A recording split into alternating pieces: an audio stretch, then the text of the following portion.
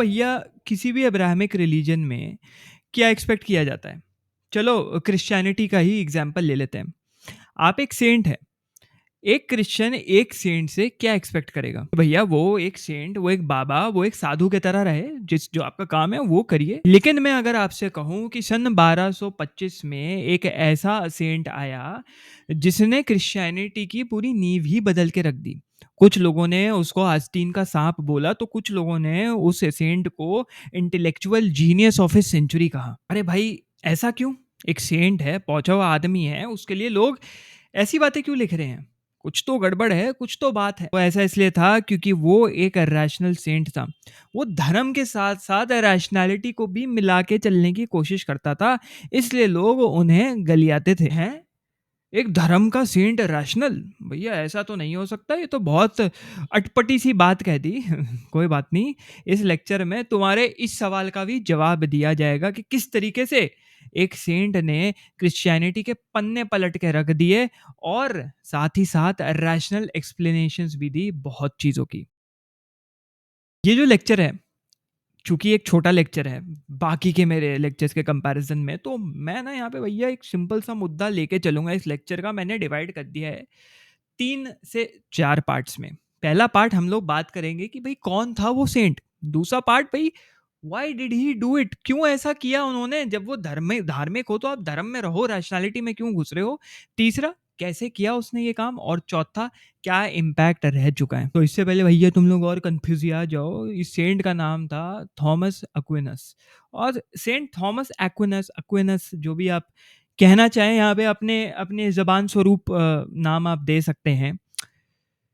इनको ना अपनी क्लास में डम्ब ऑक्स कहा जाता था कि भाई एक गऊ इंसान है, बोलते हैं ना चलते फिरते किसी को, ये गऊ है, एकदम बोका है, बौखलाहट है, गऊ आदमी है, वैसे ही बोला जाता गऊ। पहले तो ये बहुत ह्यूज थे, बहुत लार्ज थे, लेकिन शांत मिजाज के थे, चुप से बैठे रहते थे। थोड़ा मोटापा ज़रा इनके शरीर के ऊपर था, तो लोग मजाक भी इनका कॉलेज में, इनके कॉलेज में, स्कूल में बच्चे मजाक बनाते थे।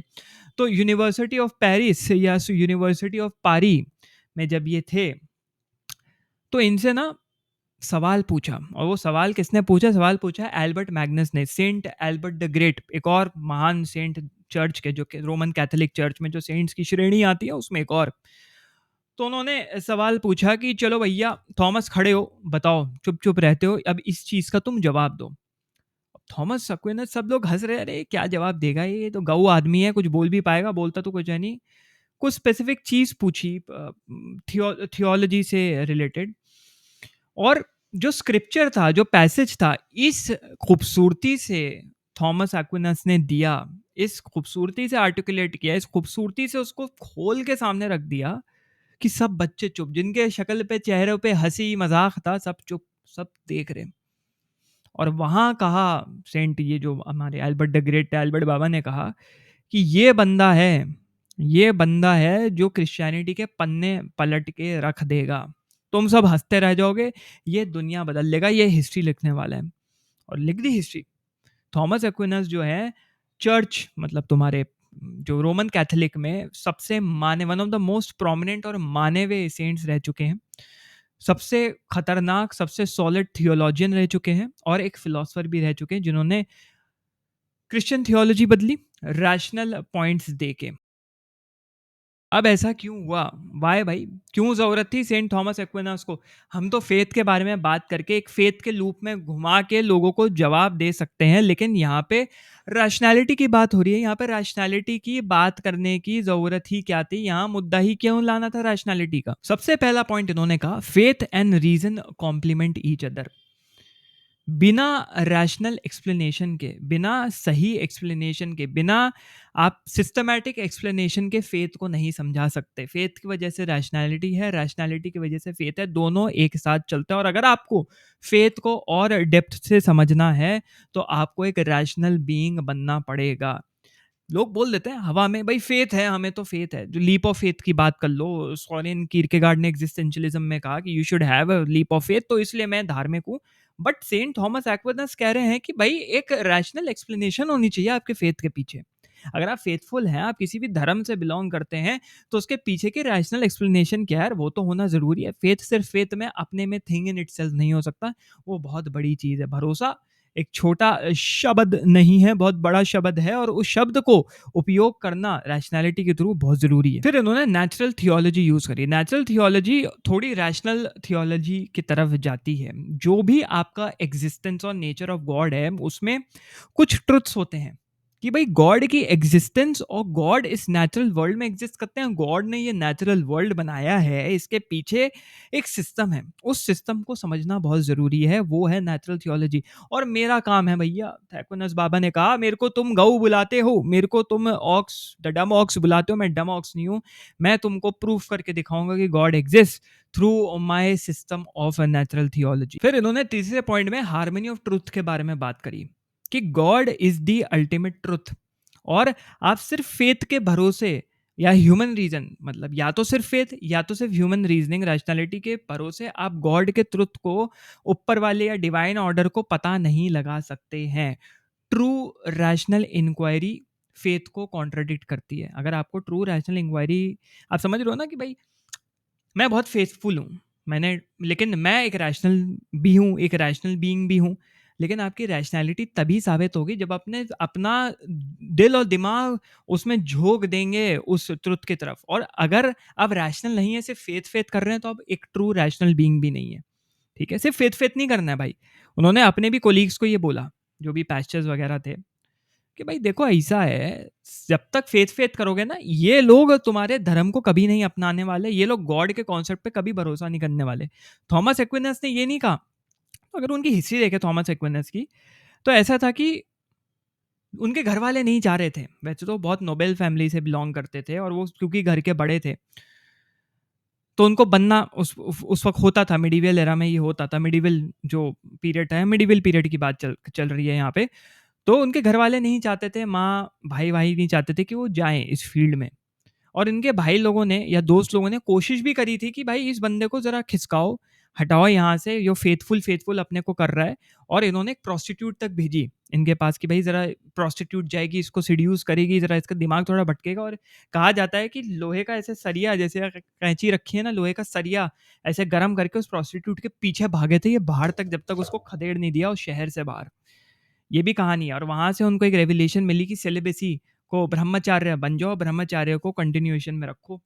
जीसस क्राइस्ट का बहुत इन्होंने डिपिक्शन दिया है इनकी किताबों, जेनेटिलिया, जैसे जैसे जेनिटल्स नाम है ना, जेनेटिलिया वगैरह वगैरह, काफ़ी इंटरेस्टिंग नाम इनकी किताबों के और कामों के रहते थे। बड़े अलग तरीके के ये थियोलॉजियन या सेंट थे। लेकिन लोगों ने इनको कहा कि ये बहकावा आदमी है, खिसकावा आदमी है, बहुत लोगों ने इनकी तारीफ करी। तो ये इनका मेन गोल था। चौथा, इनके अंदर ह्यूमिलिटी एंड ओबीडियंस था। अब हम आगे पढ़ेंगे क्यों ह्यूमिलिटी एंड ओबीडियंस था। ये रैशनल इंक्वायरी करते थे, एरिस्टोटल से इन्फ्लुएंस थे ये सबसे ज़्यादा। लेकिन इन्होंने कभी भी चर्च की चीज़ों को नहीं छोड़ा। जो भी अथॉरिटी, जो चर्च की अथॉरिटी ऑफ द चर्च होता है, उसको कभी नहीं छोड़ा। कभी चर्च से, अपने फेथ से ये भटके नहीं, ये रैशनल इंक्वायरी करते रहे, लेकिन उसी के साथ आगे बढ़ते रहे। पांचवा, इनके साथ बहुत मिस्टिकल एक्सपीरियंसेस हुए हैं। लोगों ने भी क्लेम करे, इन्होंने भी क्लेम करे, और वो मिस्टिकल एक्सपीरियंसेस इन्होंने कहा कि ये रैशनल इंक्वायरी नहीं समझा सकता, ये एक ट्रू फेथफुल इंसान ही समझ सकता है। इनको जीसस भी सपनों में बहुत बार दिखे, और जितनी मेहनत इन्होंने करी अपने काम काज में, जीसस जीसस ने जैसे इनसे सपने में सवाल पूछा कि क्या चाहिए, तुमने इतनी मेहनत करी, मुझे कुछ नहीं चाहिए। एक्विनास कहते हैं मुझे कुछ नहीं चाहिए जीसस, मुझे बस आप चाहिए, आपका प्यार चाहिए। तो ऐसी ऐसी कहानियाँ जिसकी वजह से इन्होंने कहा कि रैशनल इंक्वायरी मेरी बैलेंस हो जाती है, कभी वो ओवर पावर नहीं करती। मेरे अंदर कभी घमंड नहीं आता कि मैं एक रैशनल बीइंग हूँ तो मैं सबकी मारने निकल पड़ूंगा, मैं सबकी बजाने निकल पड़ूंगा कि भैया मैं ही सब कुछ हूँ, तुम कुछ नहीं हो, क्योंकि मैं एक रैशनल बीइंग हूँ। अब हम लोग आते हैं हाउ। अभी तक हमने पढ़ा क्यों इन्होंने किया। भाई क्यों रैशनैलिटी में जाना ही चाहते थे। जब आप क्रिश्चियन फेथ में हैं, अपने काम से मतलब रखो यार, रैशनैलिटी क्यों लानी है, दुनिया को क्या प्रूफ करना है। रीजन जान लिए, अब हम जानेंगे कैसे कैसे इन्होंने ये चीजें करी। इन्होंने सबसे इंपॉर्टेंट चीज इसमें उठाई which was existence of God, और इन्होंने 5 तरीके दिए to prove the existence of God. यहाँ पे हम लोग बहुत सिस्टमैटिक तरीके से नहीं जाएंगे, बट हम लोग इस तरीके से देखेंगे जिस तरीके से थॉमस एक्विनास ने बताने की कोशिश करी थी। सबसे पहले इन्होंने आर्ग्यूमेंट दिया, द आर्ग्यूमेंट फ्रॉम मोशन, कि कोई भी चीज अगर हिल रही है या एक जगह से दूसरी जगह चल रही है, तो उसको चलाने वाला कोई है। ये पेंसिल मैंने यहाँ से यहाँ करी, तो ये पेंसिल मैंने यहाँ से यहाँ करी।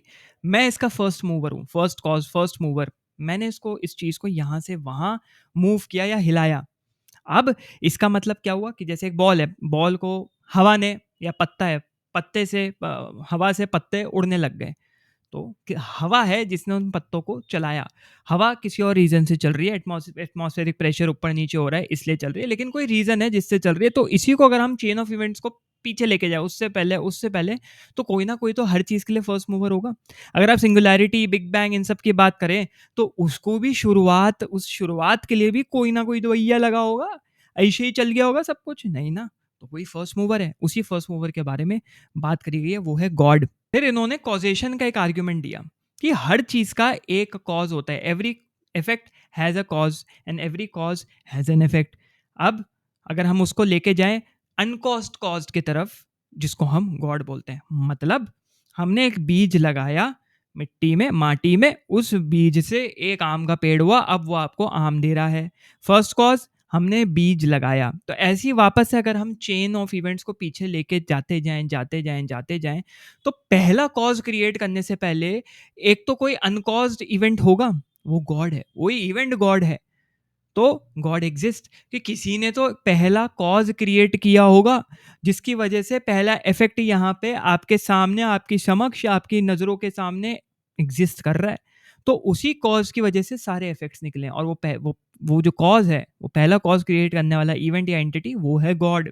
तो मतलब गॉड एग्जिस्ट। अब आ जाता है एक और बहुत डिबेटेड आर्ग्यूमेंट भैया, बहुत विचारों विमर्श वाली बहस, जिसका नाम है आर्ग्यूमेंट फ्रॉम कंटिंजेंसी या कंटिंजेंसी आर्ग्यूमेंट। कंटिंजेंट बीइंग्स, सबसे पहले तो जान लेते हैं क्या होता है कंटिंजेंट बीइंग। से तुम कंटिंजेंसी खुद समझ जाओगे।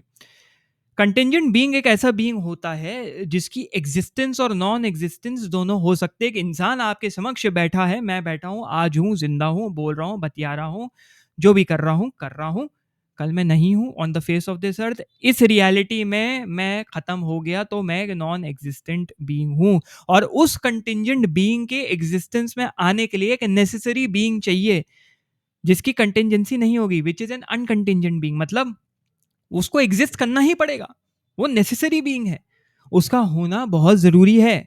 उसको इन्होंने कहा गॉड। क्योंकि गॉड है तभी हम आ पा रहे हैं, हम आ भी पा रहे हैं, हम जा भी पा रहे हैं। किस वजह से हो रहा है? Again chain of event, causation. वो कॉज कौन क्रिएट कर रहा है? कि हम आ भी रहे हैं, कॉज क्रिएट हुआ, जा भी रहे हैं, कॉज क्रिएट हुआ। भाई अगर अगर गॉड भी कंटिंजेंट बीइंग हुआ, तो आना और जाना कौन करेगा? कोई तो करेगा। कहाँ है वो? कहाँ है वो? वही है God. But God is a necessary being, God is an uncontingent being. मतलब उसका एग्जिस्ट होना जरूरी है ही है, मैंडेटरी है, तभी तो हम लोग नहीं एग्जिस्ट कर रहे। समझ पा रहे हो भैया मैं क्या कह रहा हूँ? हमारा आना जाना गॉड के वाया लगा है, मतलब गॉड के थ्रू लगा है वाया लगा है, गॉड के थ्रू लगा है ना। और गॉड ही है जो फर्स्ट कॉज डिसाइड करता है। अगर गॉड ही नहीं होगा तो या तो कोई, ना तो कोई पैदा होगा, ना तो कोई मरेगा। ये तो हो ही नहीं सकता, तो पैराडॉक्सिकल सिचुएशन है। तो गॉड का नेसेसरी होना, God is a necessary being, बहुत जरूरी हो जाता है भैया। समझे? अभी भी नहीं समझे तो भैया माथा दे के मारो कहीं पे। अब इन्होंने भैया एक और आर्ग्यूमेंट दिया, और argument from degree, which is एक मैक्सिमल बीइंग एग्जिस्ट करता है। मैक्सिमल मतलब यहाँ पे क्या होता है? Highest degree of anything. जैसे हिंदुइज्म में आपके पास एक इंसान होने के नाते हाईएस्ट फॉर्म ऑफ नॉलेज है, आप एक ब्रह्माजना है, which is highest form of knowledge. एक एग्जाम्पल दिया, उसको ज़्यादा दिल पे मत लेना। ऐसे ही यहाँ पे वेरियस क्वालिटीज़ के लोग होते हैं बहुत, मतलब एग्जाम्पल हम लोग ले लेते हैं। कुछ ह्यूमंस होते हैं इंटेलेक्चुअल होते हैं, कुछ आइंस्टीन लेवल के होते हैं, कुछ घपचे होते हैं, किसी को कुछ समझ में नहीं आता। कुछ लोग ऐसे ही मतलब कम दिमाग लगाने वाली नौकरियों में काम करके अपनी ज़िंदगी काट लेते हैं। तो हम देखते हैं कि यहीं पे एक हायरार्की मेंटेन्ड है, विच इज क्वालिटीज में हायरार्की मेंटेन है, स्टैंडर्ड्स में हायरार्की मेंटेन्ड है। तो भाई जब ये हायरार्की यहीं पे एग्जिस्ट कर रही है इतने छोटे से गोले पे, तो बड़े लेवल पे हायरार्की कहाँ तक जाती होगी? और वो मैक्सिमम हायरार्की की कोई सीमा ही नहीं है। और वही जो सीमा नहीं है, जिस असीमित हायरार्की की, हायरार्की मतलब स्ट्रक्चर, हायरार्की मतलब कौन ऊंचा है कौन नीचा है, तो सबसे ऊंचा, सबसे परफेक्ट बीइंग तो कोई होगा, वही है गॉड। अब तुम बताओ कैसे डिनाई कर सकते हो गॉड की एग्जिस्टेंस? ये थॉमस एक्विनस कह रहे हैं, मैं नहीं भाई, I am just pointing you towards the truth, I am not the truth my friend. फिर यहाँ पे एक आर्ग्यूमेंट आया, आर्ग्यूमेंट फ्रॉम फाइनल कॉज और पर्पस। इंपॉर्टेंट आर्ग्यूमेंट था इनका। इन्होंने कहा कि हर चीज़ एक फाइनल कॉज के तरफ काम करती है, और चूंकि वो फाइनल कॉज एग्जिस्ट करता है, मतलब उस फाइनल कॉज का कोई डिसाइडर होगा, कोई डिजाइनर होगा, कोई आर्किटेक्ट होगा जिसने बनाया है, या कोई कॉन्ट्रैक्टर, अगर आप अपनी मकान मकान बनवाते हैं ना कॉन्ट्रैक्टर से, वो होगा, तो वो है गॉड। फाइनल कॉज मतलब एक बीज लगाया तुमने, एकॉर्न का बीज लगाया, एकॉर्न ओक ट्री में बदल गया, ओक ट्री सड़ गई, सड़ के वो वापस से मिट्टी में मिल गई, ये साइकिल चल रहा है, एक फाइनल स्टेज तक पहुंचा। वो फाइनल स्टेज किसी आर्किटेक्ट या किसी डिजाइनर ने डिसाइड किया होगा, वही डिजाइनर है गॉड। तो ये थे इनके एग्जिस्टेंस ऑफ गॉड के 5 वेज। थॉमस एक्विनास एक इंटरेस्टिंग सेंट, रैशनल तरीके से क्रिश्चियनिटी को एक्सप्लेन करने की कोशिश करी। ये लेक्चर मैं छोटा इसलिए रखना चाहता था क्योंकि मैं देखना चाहता हूँ कि कितना को इसमें मज़ा आया, मज़ा आ भी रहा है, नहीं आ रहा है। और अगर मज़ा सही में आया, तो आप अपने मज़ेदार कमेंट नीचे कर दें कि भाई इसके ऊपर एक अल्टीमेट लेक्चर चाहिए, तो हम एक अल्टीमेट लेक्चर इनके ऊपर लाके आपके समक्ष छोड़ देंगे। बहुत लोग मुझसे कनेक्ट करना चाह रहे हैं, तो मैंने अपना इंस्टाग्राम हैंडल नीचे डाल दिया डिस्क्रिप्शन में, वहाँ पे जाके मुझे फॉलो कर सकते हो। मैंने डेली लाइफ अपडेट्स, क्या चल रहा है मेरे बिजनेस में, मेरी लाइफ में, जो कि मैं ज़्यादा लाइफ अपनी रिवील नहीं करता, बट क्या क्या चल रहा है मैं वहाँ डालता रहता हूँ, है ना। और पहली अनाउंसमेंट जा चुकी है भैया टेलीग्राम ग्रुप पे, कहाँ हो, किधर हो, जल्दी। तब तक के लिए मिलते हैं किसी अगले लेक्चर में, है ना। चलो भैया कट लो अब।